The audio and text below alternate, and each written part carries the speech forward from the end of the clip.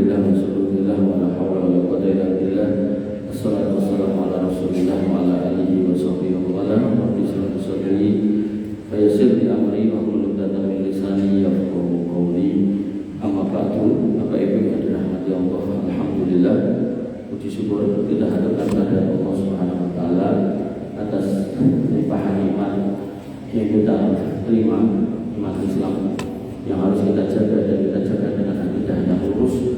Dan di antara kita beridah Imam Humaid, kita sudah mempelajari sampai bab yang ke-7, kita masuk ke bab yang ke-8. Bab yang ke-7 adalah di antara akidah kita tidak boleh memudahkan mengkafirkan orang lain ashabul qiblah yang masih sholat menghadap kiblat. Nah, bab yang ke-8 beliau menyebutnya dengan hukum tariki syahidaini wal mabani al-arba'ah, hukum orang yang meninggalkan 2 syahadat dan 4 pilar Islam dari rukun Islam. Dia mengatakan wa amma salatu minha fala tufadilu tarikaha. Adapun 3 di antaranya maka kami tidak memandang ringan orang yang meninggalkannya. 3 pertama ini apa? Syahadat, sholat, poso. Nah, nanti juga bisa dengan zakat. Tapi di sini beliau memilihnya puasa. Man lam yashhad, siapa yang tidak mau bersyahadat, walam yusolli dan tidak mau sholat, walam yasum dan tidak mau puasa, di annahu la yu'akhkharu min hadza syai'an an waqtihi, karena 3 hal ini tidak bisa diundur. Sholat yang diundur kan akhirnya telat, hilang waktu ini. Inna sholata kanat ala mu'minina kita mau utang, waktu sholat itu tertentu. Terus puasa itu nek diundur hilang juga kesempatannya, tapi masih bisa dipotong. Syahadat itu ada orang mau masuk Islam kok ragu syahadat tidak bisa, maka harus juga. Maka dia mengatakan di annahu la yu'akhkharu min hadza syai'an an waqtiha, bahwasanya kami tidak memandang keislaman yang menjadi baik ketika orang itu meninggalkan syahadat, sholat dan puasa, karena 3 hal ini tidak bisa diundur waktunya. Walan yajri man fatahu ba'da tafridihi fihi amidan an waqtihi, dan tidak berlaku bagi orang yang sengaja melalaikan dan melewatkannya dari waktunya untuk menembus setelahnya. Jadi nanti dalam bab sholat itu ketika sengaja ditinggalkan boten saged diwijoni, yang bisa ditobati. Nah, nanti ada orang yang bikin kaidah di Jumat terakhir bulan Ramadan itu kan sholat nopo, yang katanya itu mengkodok sholat-sholat yang pernah kita tinggalkan. Itu tidak ada dalilnya sama sekali. Wa amma zakatu famata ma'adzaha az-zakat anhu. Adapun zakat, orang yang mengulur waktu zakat harusnya dibayar sekarang, dibayar nanti, itu masih sah. Khususnya zakat mal, karena zakat fitrah betul. Wa kana adiyan fil hisab, maka hal itu akan tetap tercatat dalam perhitungan amalnya, yakni tetap dihisab tapi terlambat. Jadi kemarin ada Mas Yunus tadi. Jadi beliau ngasih catatan saya daftar logam mulia yang beliau punya dari tahun berapa. Kalau kan ngitung zakatnya pinter. Wah itu kayak Pak Bilbil dari satu ketemunya pinter 10 juta sampai mau kayak simpenannya. Ya sebenarnya dana nggak terlalu banyak, cuman karena nilainya sekarang jadi mahal banget. Mungkin waktu dulu beli itu mungkin 700, sekarang sudah 2.500.000. Jadi meningkat dari rupiah kan bukan. Ini Bapak Ibu dirahmati Allah Subhanahu wa taala. Wa ammal hajju faman wajiba alaihi wajada sabila ilaihi wajaba alaihi. Adapun haji, maka siapa yang sudah wajib atasnya dan telah menemukan jalan kemampuan untuk melaksanakannya, maka baru wajib baginya. Jadi orang yang enggak haji karena enggak mampu, enggak haji karena enggak sehat, enggak apa-apa. Yang enggak mampu haji itu baru bermasalah. Wala yajibu alaihi fi 'amihi dzalika hatta la yakuna lahu min buddan. Namun tidak wajib baginya untuk langsung melakukannya tahun itu, selama masih ada kemungkinan untuk menundanya, tidak apa-apa. Misalnya, dengan tahun ini mampu gadah elektronik, tapi mungkin punya kesibukan, punya acara. Oh pas 2000 yang main nikah mundur tahun depan tidak apa-apa untuk haji. Zakat juga sama, dimundur dikit tidak apa-apa. Bahkan dari tahun sekian tidak zakat itu dihitung itu bisa. Tapi nek sholat tidak bisa, puasa tidak bisa, syahadat mau melih. Walam yakun isman aziman fi takhirihi idza adahu. Dan dia pun juga tidak berdosa karena menunda kewajiban hajinya selama dia tetap menunaikan kewajiban itu ketika dia mampu. Kama kana aziman fi zakat. Berbeda dengan zakat, karena dalam zakat orang yang menunda itu akan punya dosa, tapi dosanya akan bisa dihapus kalau dia membayarnya. Li anna zakat hakul lil muslimin masakina janbuhu alaihi. Kenapa zakat orang yang menunda zakat itu dianggap berdosa? Karena Allah itu memberikan rezeki kepada orang itu dua kondisi. Nah, orangnya diberi kemampuan untuk mencari nafkah, berarti melalui wasilah nafkah itu dia dapat rezeki. Nah, ada pun orang fakir, miskin, kemudian 8 asnaf itu orang-orang duafa, itu rezekinya dari orang yang kaya untuk mereka. Nah, dengan orang kaya ini menunda zakat, maka hakikatnya orang kaya ini mendolimi orang-orang miskin. Makanya dengan yang memang punya kewajiban zakat untuk dihitung. Dan dengan akunnya kok hitungannya jadi oke. Dari mesti sok-sok dengan ngomong sok oke dihitung tenang malah orang tunggu. Kalau kayak contoh. Dengan ada emas batangan 100 gram medal zakatnya. 100 gram itu nek dipengge 2.500, itu ketemunya 250 juta. Itu medal zakatnya. Tapi nek dengan gada sapi 10 hektar itu malah kaya zakatnya. Padahal lemah 10 hektar kali emas 100 gram parang lebih parang gitu. Makanya jadinya ampun gede rumongso sih. Terus akhirnya malas ngitung. Mereka itu ampun zakatnya betul. Mengkonsultasi gitu, menghitung bercetok dan pandang sakake dengan betul ditangkleti. Kita kayak itu orang bersakati ya, makanya itu loh. Termasuk mulai tentang biaya zakat dari gaji. Nah, zakat dari gaji yang saya tahu dalam Islam itu tidak ada. Yang ada zakat dari akumulasi tabungan. Maksudnya ya, ada orang gajinya 5 juta, niku dia beli sendiri, terus dia nabung. Setiap bulan sisa 3 juta, dikalikan 12 36 juta, terus dikalikan 2 tahun 72 juta, terus dikalikan lagi 3 tahun 100 sekian juta. Nah, terus nisabnya pakai nisab perak kena zakat itu sendiri. Tapi ternyata ada orang yang gajinya 6 juta, tapi anaknya 6 itu berbulan entek. Maka dia nggak punya tabungan. Karena nggak punya tabungan, senajan gajinya lebih gede undang dari 5 juta, dia nggak kena kewajiban zakat. Makanya pentingnya belajar dari itu sampai kan zakat turun 5 dulu dulu. Itu yang Kiai Pak Eros sebelah lo Pak Sinten mana namanya? Sinten kata jenengan? Pandi. Nah, itu sampai ke sana kalian pulau niku selatan mriki kira-kira 20 meter 30 tahun. Yo lagi iki bahas zakat sedikit awal nanti akhir. Diponceki tenan zakat itu nopo, berapa nilainya, berapa kewajibannya, macam-macam apa. Makanya bagi rahmat Allah Subhanahu wa taala. Nah, di sini dikatakan bahwasanya orang yang menunda haji itu tidak dosa karena ada kemungkinan dia tahun depan bisa. Tapi orang yang menunda zakat dia berpotensi dosa, tapi tidak bermasalah dengan keislamannya. Tapi nek menolak bayar zakat, itu lain cerita. Kados para kaum muslimin pada waktu itu ketika Nabi hidup mereka bayar zakat, begitu Nabi meninggal mereka mengatakan usrasa bayar, Muhammad usrasa. Maka kemudian Abu Bakar dan Umar bin Khattab sepakat orang-orang yang menolak bayar zakat dan tidak mau bayar zakat maka akan kami perangi. Makanya sebenarnya dalam konteks Indonesia ini bagusnya, idealnya itu orang Islam itu diwajibkan bayar zakat. Nah dari zakat itu nanti dikurangkan pajaknya. Tapi yang ada malah dipaksa bayar pajak, yang zakatnya dibebaskan. Nah, akhirnya banyak orang Islam sih nggak ngitung bahkan nggak mau tahu zakatnya pinten ngomong wis bayar pajak.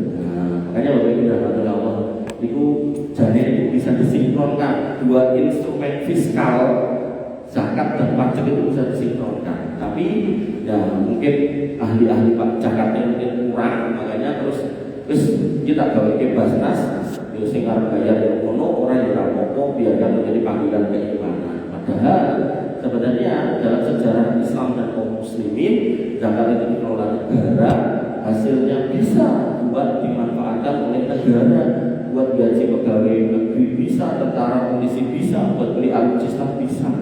Tapi kita tahu nih zakat itu nggih namung buat fakir, miskin, bangun masjid, begitu.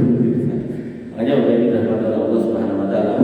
Kemudian di sini disebutkan lagi, idza addahu faqad adda, orang yang tadinya menunda haji kemudian dilaksanakan, maka dia telah melaksanakan kewajibannya dan sudah gugur dosanya. Wa in huwa mata wa huwa wahidun mustati'un wa lam yahuj.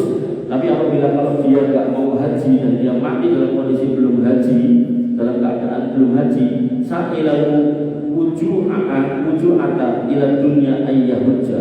Dan dulu dia sebenarnya berkeinginan kuat di dunia untuk berhaji, wa yujibu li ahlihi ayyahujju anhu, maka wajib bagi keluarganya untuk menghajikan. Ada bahasanya umpami ada seorang muslim sudah daftar, dan beliau sudah siap-siap, mulai aku diceluk kamu cepat, bermangkat cepat, duit pun gelaplah meninggal. Maka ahli waris yang baik tetap harus melanjutkan nama itu orang tuanya. Caranya ini pun mencarikan orang yang bisa mewakilinya. Itu yang disebut dengan haji badal. Bukan kayak sebagian kaum muslimin yang duitnya ditarik, didungke warisan, ditutup dilanjutkan haji karena sudah mendaftar dan beliau dalam kondisi mampu. Kemudian disebutkan lagi di sini, wayurja ayyakuna dzalika muaddiyan, sehingga diharapkan ketika dia sudah diwakili hajinya maka gugur kewajiban hajinya. Kalau kana alaihi daynun fa qadiya anhu ba'da mauti, sebagaimana orang-orang yang punya utang maka utangnya itu wajib dilunasi ketika dia meninggal. Makanya dalam bab warisan itu sebelum dibagi digunakan yang pertama untuk menyelesaikan jenazah, yang kedua untuk bayar utang, termasuk utang-utang nazar, utang-utang haji dan seterusnya. Bapak Ibu yang dirahmati Allah Subhanahu Wa Taala, maka kesimpulan dari bab yang ke-8 ini, Imam Ahmad rahimahullah menyatakan bahwasanya orang-orang yang dengan sengaja meninggalkan rukun Islam yang 3 di depan, yaitu syahadat, sholat dan puasa, benar-benar nggak mau, maka rusak keislamannya. Tapi orang-orang yang tidak bayar zakat tapi ditunda, maka dia berdosa sampai dia menunaikan. Ada orang-orang yang haji tapi dia menunda karena ada urusan, dia nggak dosa, tapi kalau kemudian nanti dia meninggal maka ahli warisnya wajib menghajikan. Nah, kemudian kenapa orang-orang yang meninggalkan zakat bisa bermasalah keimanannya? Disebutkan pada Quran surat Al-Baqarah ayat 256, "Wa may yakfur bit-taghuti wa yu'min billah faqad istamsaka bil urwatil wuthqa." Barang siapa yang mengingkari sesembahan selain Allah dan beriman kepada Allah, maka sungguh ia telah berpegang pada tali yang kuat. Maka orang-orang yang bersyahadat dianggap sudah masuk Islam. Tanpa syahadat seorang dianggap belum masuk Islam. Sehingga Ibnu Katsir mengatakan, la yasbutul iman illa bitauhid wa la yakunul Islam illa bi syahadatain. Keislaman seseorang itu tidak dianggap benar kalau dia tidak meninggalkan kesyirikan atau bertauhid kepada Allah, dan tauhidnya tidak akan sah kalau dia tidak pernah syahadat. Jadi kalau ada kadang itu yang priaya itu ya, aku sok-sok yo melu ngrungokke pengajian kae, aku nek ngrungokne yo ati wayang. Lho, panjenengan aku bener aku Islam yo ora apa. Nek aku nek ngomong ngaji, mau pengajian, sosok kuwatir ngono kae ati wayang. Nah, kok masuk Islam pisan, ora usah ngene bae. Nah, enggak sah kebaikan untuk dirinya, enggak menjadi pahala untuk dirinya, enggak menjadi keberkahan untuk dirinya. Makanya syarat kebaikan itu terhitung pahalanya, bisa dipanen ganjarannya nanti di akhirat syahadat. Dan pada bab yang ke-7 kemarin, kaum muslimin yang sudah bersyahadat walaupun rodok nakal, mungkin ya rodok kedeman sithik, rodok main sithik, niku masih saudara kita, tidak boleh dikafirkan. Ngoten. Pramila nek misalnya tukang mendung terus ketika wudu ngambil sholat,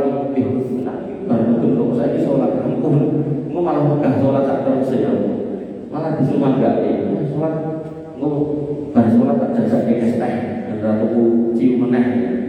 Nah, Nabi SAW bersabda, "Umirtu an uqatilan nas hatta yashhadu an la ilaha illallah wa anna Muhammadar Rasulullah."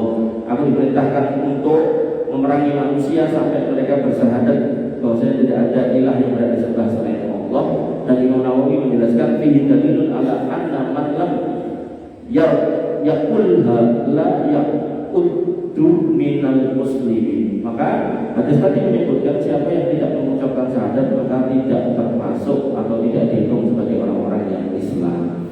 Nah, kemudian terkait dengan meninggalkan sholat, Imam Humaid tadi menghukumi orang yang tidak mau sholat itu syahadatnya rusak atau keislamannya rusak, mengutip firman Allah Subhanahu wa taala pada Quran surat Maryam ayat 59, fa khalafa min ba'dihim khalfun adha'us shalah wattaba'us syahawat fasawfa yalqawna ghayya.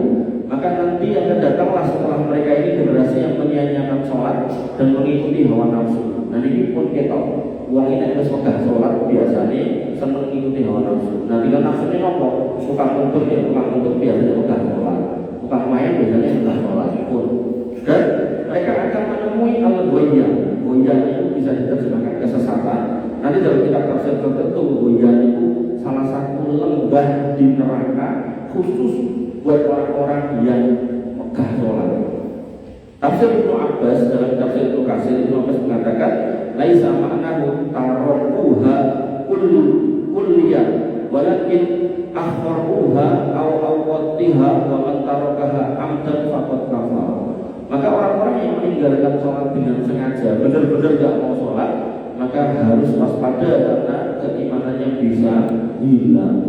Kemudian dalam hadis disebutkan Nabi SAW bersabda, "Baina rajuli wa baina syirki wal kufri tarkis shalah."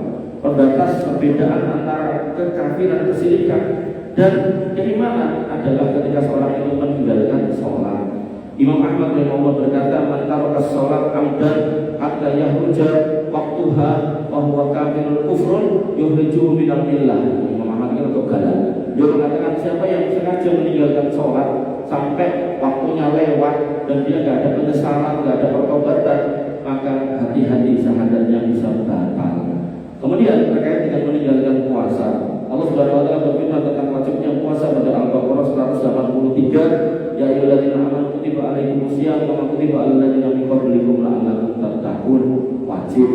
Dan kemudian Nabi SAW bersabda, "Man aftara yauman min Ramadan min ghairi rukhsatin wala maradin lam yakbihi siyam dahri kullihi wa in shoma." Siapa yang dengan sengaja tidak mau puasa di bulan Ramadan bukan karena sakit atau safar, maka dia puasa setahun tidak bisa menggantikannya. Ini menjadi dalil menurut Ibnu Hajar Al-Asqalani, hadza yubayyinu idhamat dzabbi wa syiddatil khusrani fi tarki shaumi bi ghairi udhrin.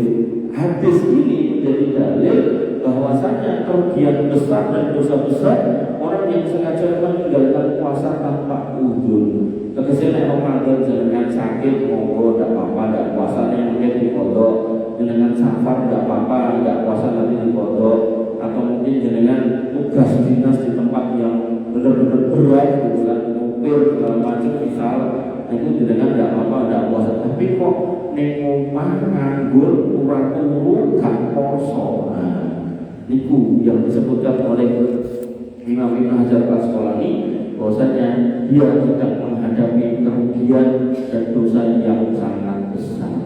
Tapi firman Allah Subhanahu wa taala, kemudian Imam Humaid tidak menganggap keluarnya Islam seseorang yang menunda membayar zakat.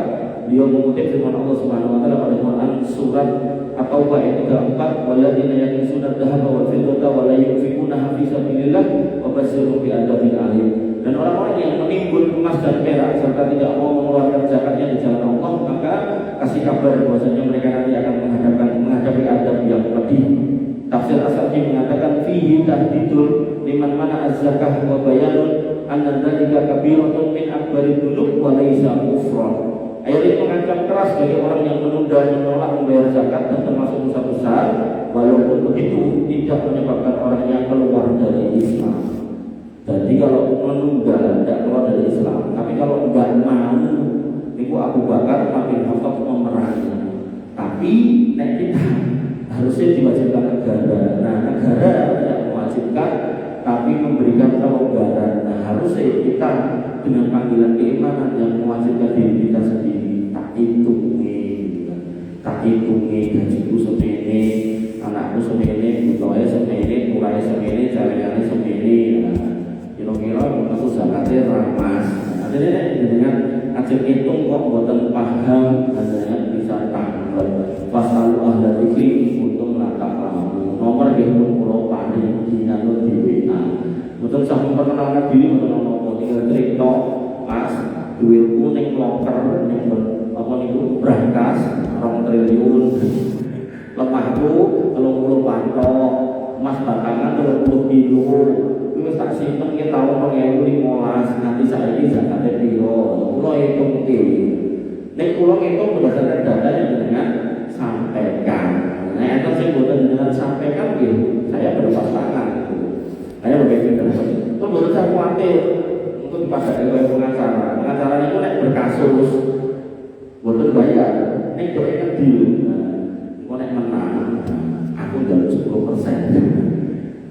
Baru nanti menang dapat 10%. Nah, ini buat gratis aman. Kemudian Allah Subhanahu Wa Taala. Kemudian Nabi SAW bersabda terkait zakat ini, "Mamin sahibin zahabin wala fiddatin la yu'ti minha haqqaha illa idza kana yaumal qiyamah safhat lahu safaiha minna fa ahliya 'alaiha fi nari jahannam fayaqwi biha jabinuhu wa jadbuhu wa tuhruhu." Bahwasanya tidaklah seseorang itu menimbun emas dan perak di rumahnya dan tidak mau membayarkan zakatnya kecuali pada hari kiamat nanti emas dan peraknya akan dipanaskan di neraka dan menjadi cair, jadi lempengan, lalu kemudian akan disetrikakan ke dahinya, ke lambungnya dan ke punggungnya. Ramila harta itu nanti dengan lumpuhkan itu nek buatan dengan sodakokan itu mungkin mau jadi warisan, yang didahar itu mungkin mau jadi kotoran. Nah, yang disodakokan, yang disakati, itulah yang nanti akan menjadi teman buat panjenengan dan terima. Kemudian dihormati oleh Allah Subhanahu Wa Taala. Kemudian terkait dengan menunda haji, maka haji wajib namun dapat dilaksanakan kemudian. Allah Subhanahu Wa Taala berfirman pada Quran surat Al-Imran ayat 97, "Walillahi 'alan nasi hajjul bait man istata'a ilaihi sabila." Dan Allah mewajibkan manusia untuk menunaikan ibadah haji ke Baitullah bagi yang mampu menempuh jalannya. Ibnu Katsir mengatakan, "Man kana qadiran 'alal masir wazadi warrahilah." Maka maksudnya adalah siapa yang mampu untuk ke sana, terus punya bekal ke sana, punya kendaraan ke sana, tambahannya kepada keluarga yang ditinggalkan kedah tinggali. Oh, anak bojoku tak tinggal sedino untuk 100.000. Nah, dengan ajeng ke santri kok ngangge edah apa? Edah biasa 40 hari. Nanti 100.000 ping petang juta tak tinggal ibu keluarga. Dan orang efek banget ya tak tambah 1 juta dari 5 juta modal lebih dengan tidak. Atau dengan pakai ONH plus kalau nggak salah cuma itu kalau 15 hari atau 26 hari ya itu ditinggali 3 juta. Nek kebutuhannya sedinten 100.000, kebutuhannya sedinten 300.000 kan untuk PG. Makanya manis takwa yang saya bilang itu tidak cuma terkait kita yang berangkat, tapi terkait juga yang kita tinggalkan. Baik, itu berkata Allah Subhanahu Wa Taala. Nah, kesimpulannya Imam Humaid mengatakan di poin yang ke-7 2 pekan yang lalu, bahwasanya orang Islam ketika sudah bersahadat, sholat dan puasa itu saudara kita, tidak boleh dikafirkan senajan daerah untuk dablek sidik, sok-sok main, sok-sok niku mendem masih saudara kita, tidak boleh dikatakan kowe kafir, tidak boleh. Tapi kalau dia sudah meninggalkan syahadat, meninggalkan sholat, meninggalkan puasa, maka ada potensi agamanya, syahadatnya batal, Islamnya rusak. Pramila Bapak Ibu dirahmati oleh Allah Subhanahu Wa Taala, ada seorang anak yang sudah sepuh sampai keluar itu mbah, angkat kali ulang, Mas, aku duwe bapakku jelas kamu sholat tenang. Jadi kan jadi piyambak sholat Jumat di boten, sholat itu yo ora, Sholat lima waktu kan beliau gimana? Yakin banget yakin belas ora sholat. Terus pertanyaan dengan nopo. Ini pertanyaan forum IPHI. Kata Persaudaraan Haji Indonesia cabang Colowadu. Kau sing tanggal ibu-ibu pun sepuh sangat. Mungkin yang mulai pun kita mendosonan pulau melapai tahun. Aku itu belum nanti Pak orang. Kamu kan ibu. Ini kalau tanggal itu tenang. Itu jenengan tenang-tenangnya saya ini romo jenengan itu jelas atau sholat. Orang tahu, jelas atau tahu. Lalu itu Jumatan, biar orang sholatnya, biar orang sholatnya kamu tuh jelas. Mungkin buat tempat cerita orang tenang orang ngomong diri. Tenang orang ibu ngapain? Berarti dengan penonton sakit ibu kan. Makanya pentingnya kenapa kita memastikan diri kita itu harus sholat agar kemudian ada khotib Jumat itu berdoa Allahumma fir lil muslimina wal muslimat. Al muslimin wal muslimat itu orang yang menjalankan rukun Islam. Wabil khusus dalam kitab Al-Idah Imam Ahmad paling boten rukun Islam yang tiga ini yaitu syahadat, sholat, kosong. Nah orang-orang yang menjalankan ini itu akan kecipratan doa ibu putranya yang juga mikir sakit sakitnya dikubur ke kuburan enten nyai parkir motor assalamualaikum ya ahla diyar minal mu'minina wal mu'minat niku gitu kecipratan tubuh ini ngoten ramila niku dengan penggalih sehingga dengan paksa diri jenengan buat sak kesel-kesel kaya ngopo buat sak adem-adem kaya ngopo pokoknya aku kudu sholat soalnya ngomongnya aku mati aku pengen dukoni foto-foto Jumat sak dunya kuwi ya aku kumanan wong niku kunene kan ampunilah orang-orang Islam yang laki-laki dan yang perempuan baik yang hidup maupun yang sudah wafat gitu. Dan Jumatan itu sak dunya boten wong terliki tok ten pundi-pundi ten Amerika, ten Afrika, ten Asia, ten Arab itu kabeh Jumatan. Dungane wonten niku sebagai bagian dari rukun ketika sholat Jumat. Pas donga itu harus mendoakan kaum muslimin semuanya. Makanya dengan boten sholat dikhawatirkan mengacu pada pendapat Imam Ahmad. Nah sahadatnya batal terus boten kecipratan dungane. Nah niku musibah itu. Tur mengke hisab niku kata Nabi sallallahu alaihi wasallam awwalu ma yuhasabu bil abdi yaumil qiyamah as-shalah. Pertama kali hisab itu ditegakkan yang bakal ditanya itu soal sholat. Nek sholatnya bener, amal liyane dianggap nape. Sholatnya bener kok. Ternyata lagi ya udah blok sidik wis dinapura. Ngoten. Tapi nek sholatnya gak bener, amal sing elek tuh cuwili, boten sing gede. Cuwili itu dia dihitung. Makanya ada istilah ya hasib nih hisaban yasir, hisab aku dengan hisab yang mudah itu akan terjadi pada orang-orang yang beriman, bertauhid, tidak berbuat kesyirikan dan menegakkan sholat. Makanya amal sholat darotin khairan amal yang baik sekecil apapun akan kehitung itu buat orang sholat. Tapi orang sing gak dalam sholat, makanya amal sholat darotin sarroyar amal yang kecil tuh elek itu dihitung drindil, tidak ada ampunan. Makanya Bapak Ibu dari Allah Subhanahu Wa Taala sekali lagi jangan semata-mata ini dipahami sebagai berarti aku kudu ngitari kanggo sing ora salat tak kafir iki. Jadikan ini sebagai introspeksi buat kita.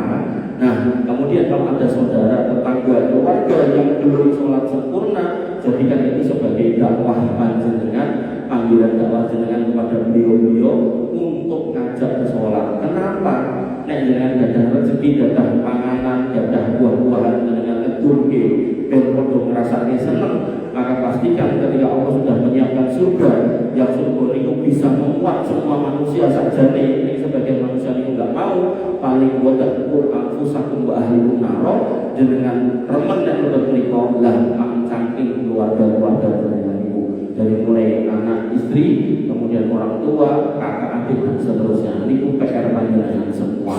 Kula namung nyampeke sisanya dengan yang merapikan kembali kepada keluarga masing-masing. Bila perkataan yang sudah saya sampaikan, kurang lebihnya saya mohon maaf. Wassalamualaikum warahmatullahi wabarakatuh.